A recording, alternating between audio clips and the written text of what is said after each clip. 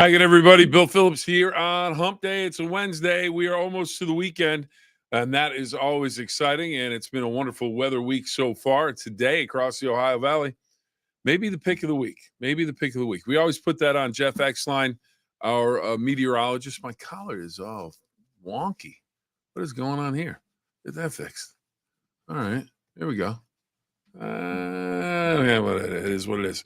And we always put that out and make his pick of the week.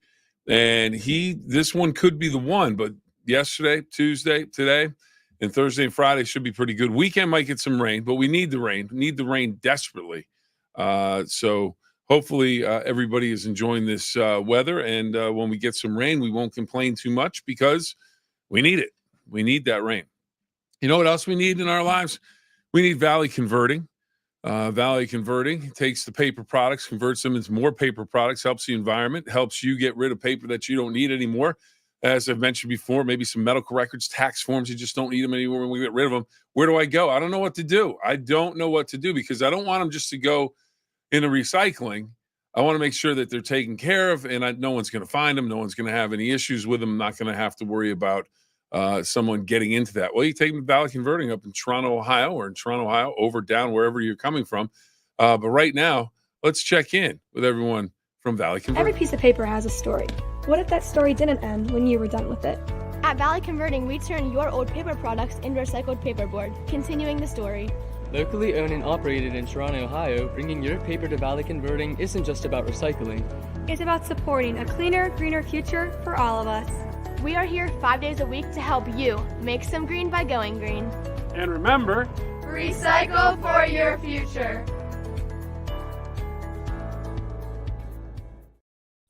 So again, we want to thank everybody at Valley Converting for all of their help with bringing you the 9-minute Phill-Up, which usually has overtime.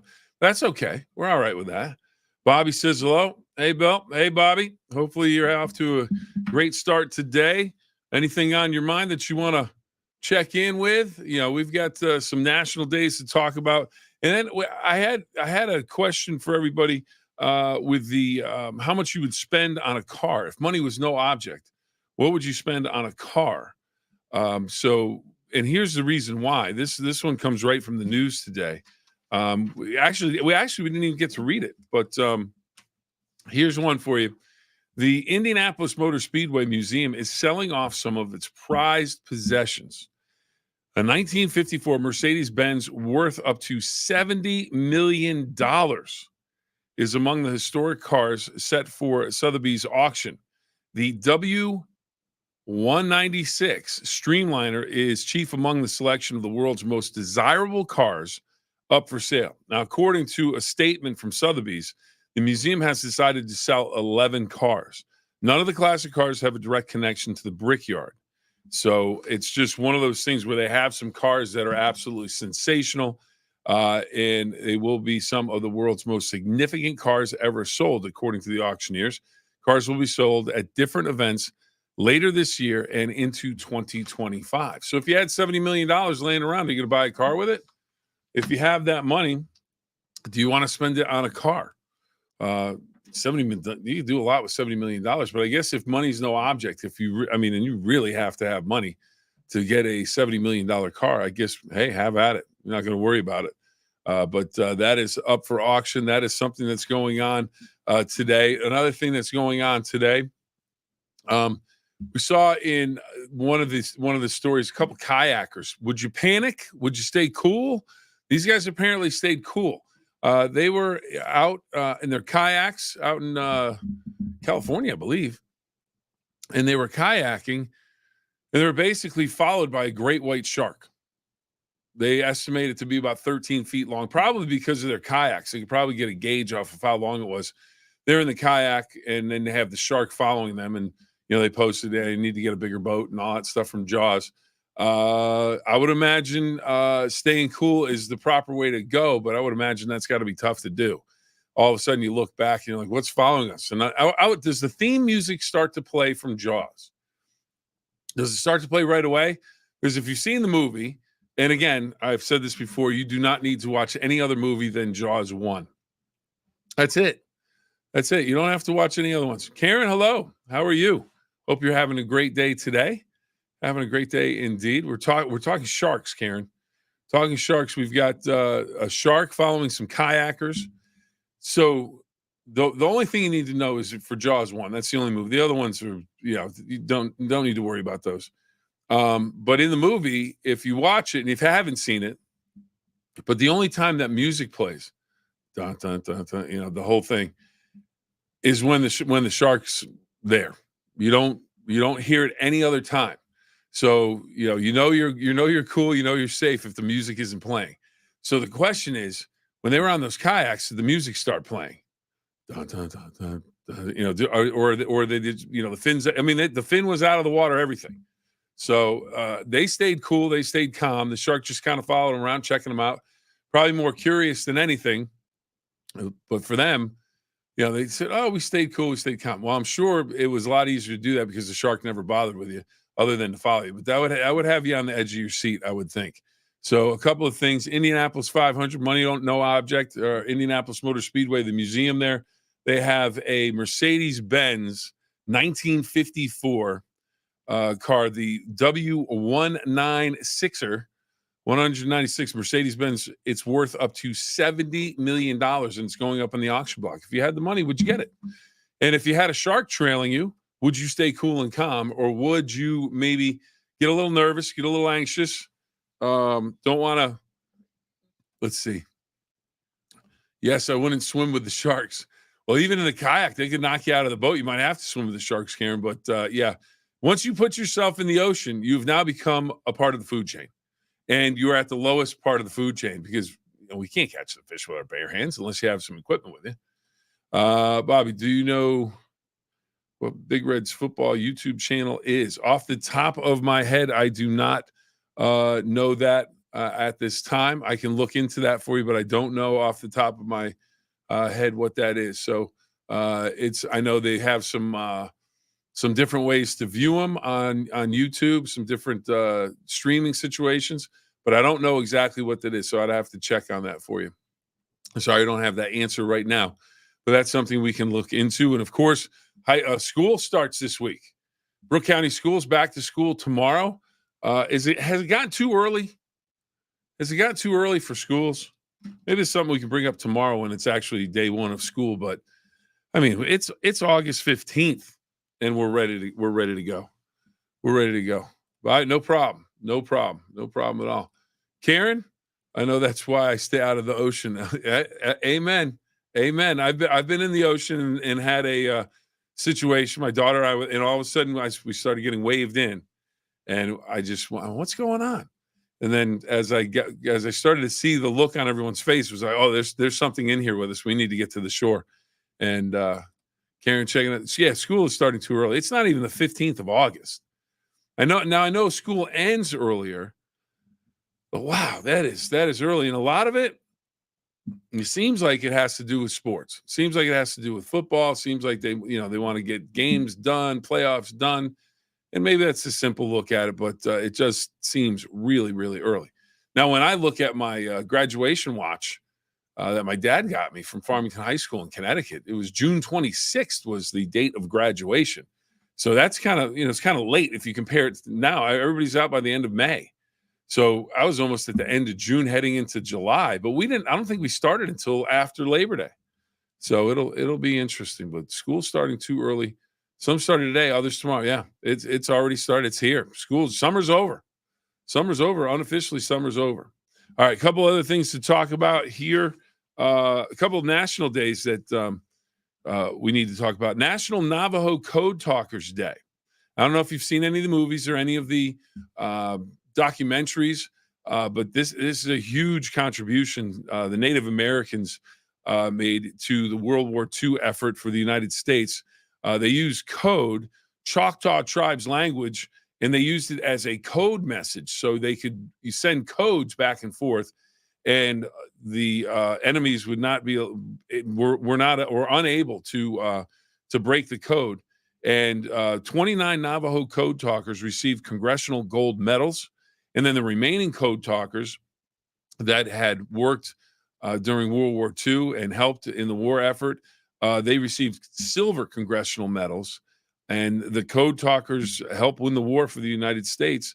Ronald Reagan in 1982, former president Ronald Reagan, he recognized the tribal nations, Choctaw, Chippewa, the Creek, and the Sioux were recognized by Ronald Reagan back in 1982 for their work with the Navajo code talkers. So a big there, a lot of history there. If you do have a chance to catch a documentary or catch any of the feature films that were done about the code talkers, take a look at it. It's very interesting, and just what an advantage that the Navajo code talkers gave the United States as they tried to figure out how they're going to win, as they tried to figure out how they were going to get messages to the front lines, the different generals, that whoever they had to get those messages to, they needed to do it in a way that wasn't going to be intercepted. So a huge part of the war effort. So if you have a chance to see any of those documentaries or films or read up on them, please do. Very, very interesting